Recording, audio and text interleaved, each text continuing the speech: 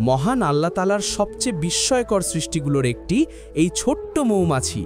মস্তিষ্ক তিলের মতো ছোট, কিন্তু ক্ষমতা অসাধারণ।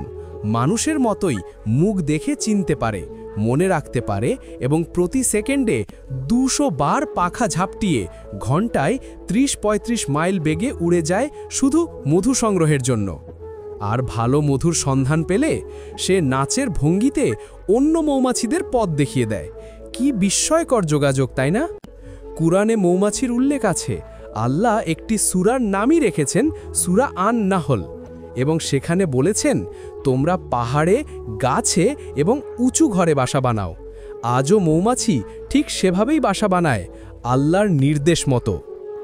একটি মৌচাক 15 থেকে 20 হাজার ষড়ভুজ ঘর, একটি সম্পূর্ণ রাষ্ট্র, এক রানী মৌমাছি যিনি সবার দায়িত্ব ঠিক করে দেন।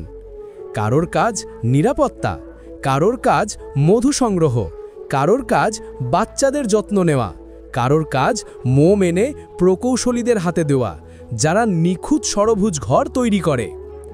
এত শৃঙ্খলা, এত সংগঠন মানুষের সমাজকেও লজ্জা দেয়। মৌমাছি মধু খুঁজতে দূরে যায়, কিন্তু কখনো পথ হারায় না, কারণ সে আল্লাহর দেখানো পথেই চলে। মানুষও যদি আল্লাহর নির্দেশ মেনে চলে, সেও পথভ্রষ্ট হবে না।